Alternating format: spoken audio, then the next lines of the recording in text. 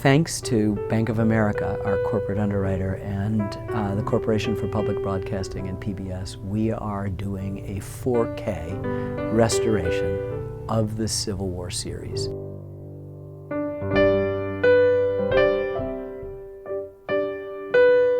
To allow a new generation to see it as beautiful as possible, and to introduce the war and those characters and let them feel it the way we meant people to feel it when we first made it.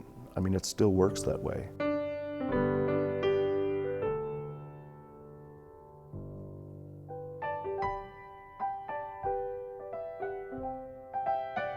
When we shot the Civil War, standard television had a resolution of 480 lines vertically, and high-definition television is 1,920 lines. We are now transferring that material shot 30 years ago into ultra-high-definition 4K, which has 3,840 lines of resolution. So the ability to take that material that's 30 years old, that would have initially been transferred at 480 lines, and bring it to viewers at home at 3,840 lines, is an incredible testament to the archival power of that film. Now, with the chance to do 4K restoration of the original, it's going to be amazing to look at on the big screen and on your home televisions.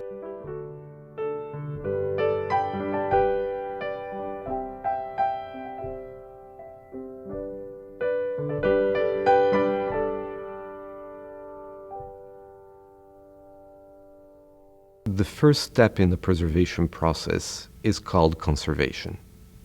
And that's where motion picture film is so extraordinary. It is a carrier of moving images that can last for a very long time if it is protected in appropriate environmental conditions. At George Eastman House, we store a safety film involved with 40 degrees Fahrenheit temperature and 30% relative humidity. Our vaults have constant air filtering and circulation.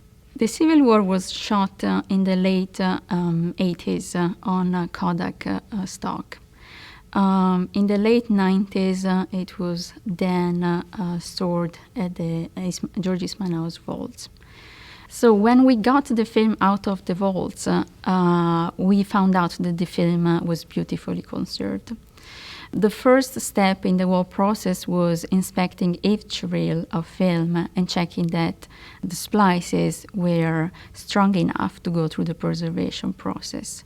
This was an edited negative, so it had a very high number of splices that are the joints that put together two pieces of film.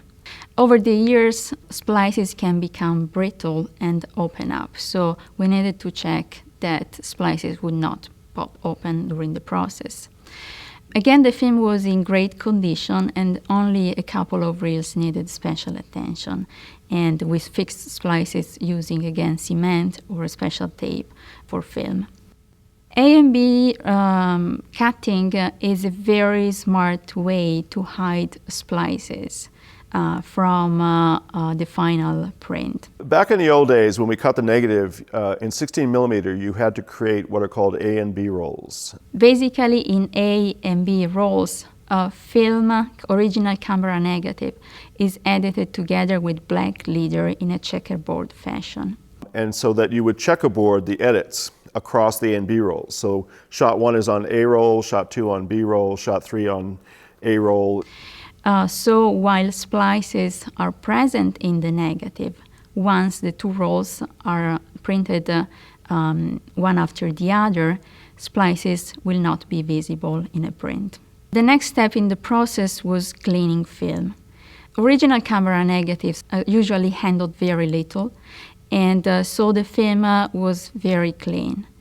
So the pass in our ultrasonic film cleaner was needed only in order to remove very fine particles of dust. The third step was scanning.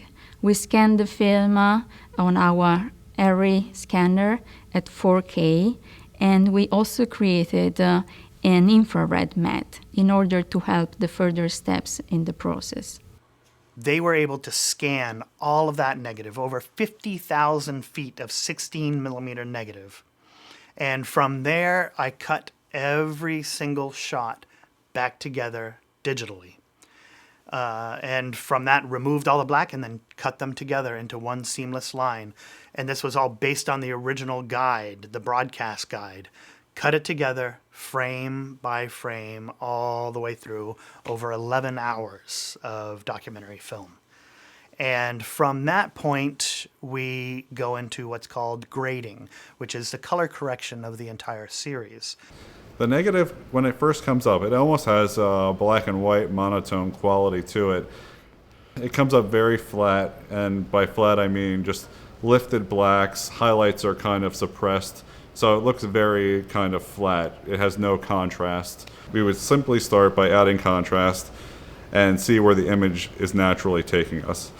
Within that we can pull out the blacks and pull out the whites and see more information within that, and also have more within all the color. If you look at the Canon shot, all the details that were on the Canon, there was little highlights on top of the Canon, that's been restored. It was in the original negative, it'll be in this new redo, the new restored version. Before, you had pretty much yellow and a little bit of blue. Now you can see little wisps of purple, of pink, all these different colors, and so much more detail within even the grass, the details in the grass and the Canon. The increased detail in the imagery is going to actually draw the audience in more. You can see people's eyes clearer.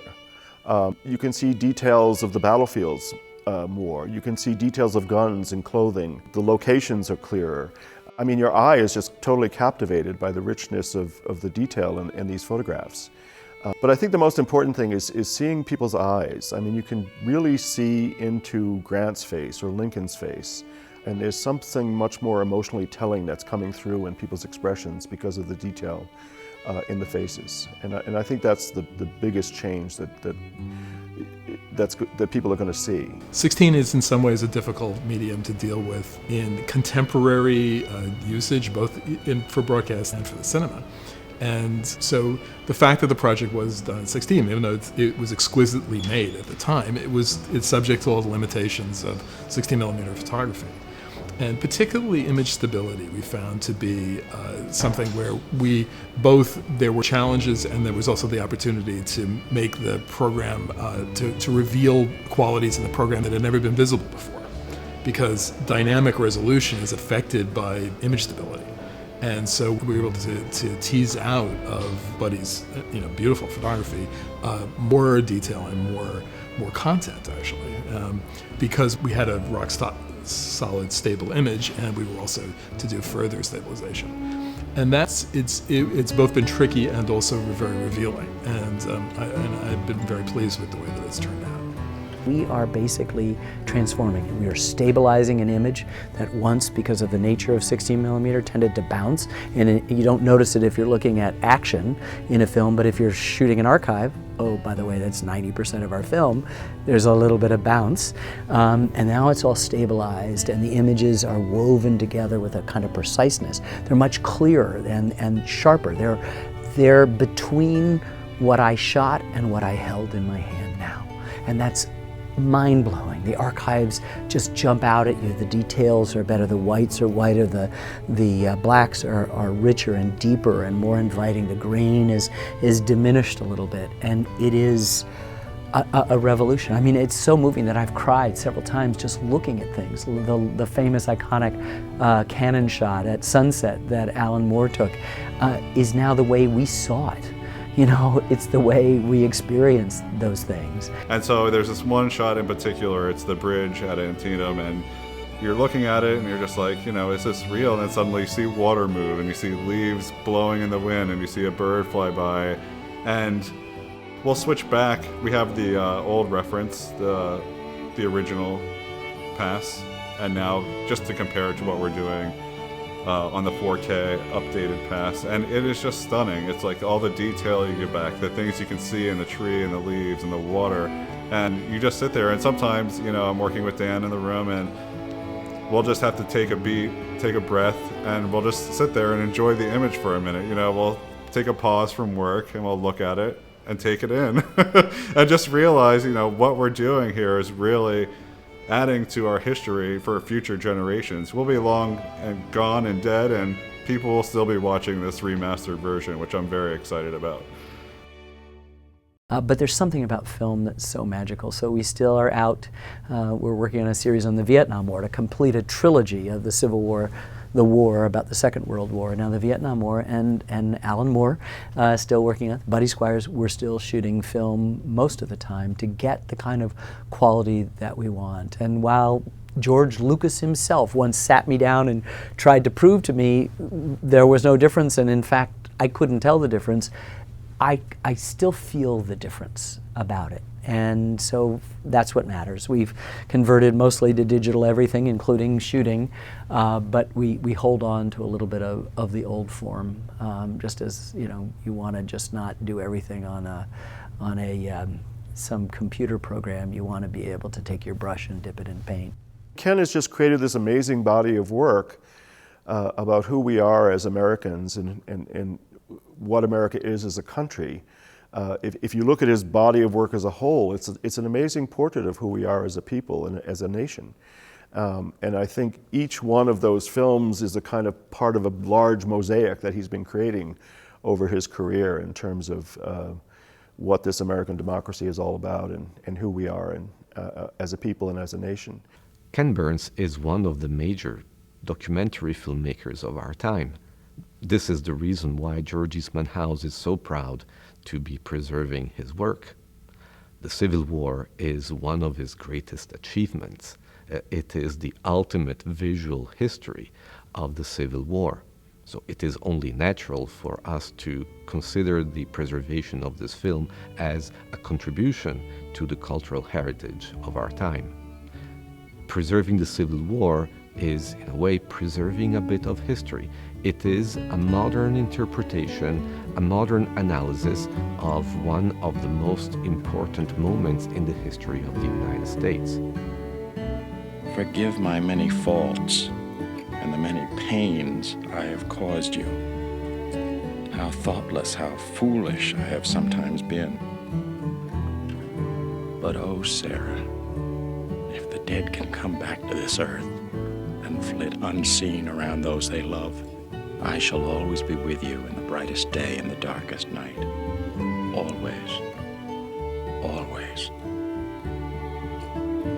And when the soft breeze fans your cheek, it shall be my breath, or the cool air your throbbing temple. It shall be my spirit passing by. Sarah, do not mourn me dead. Think I am gone, and wait for me, for we shall meet again.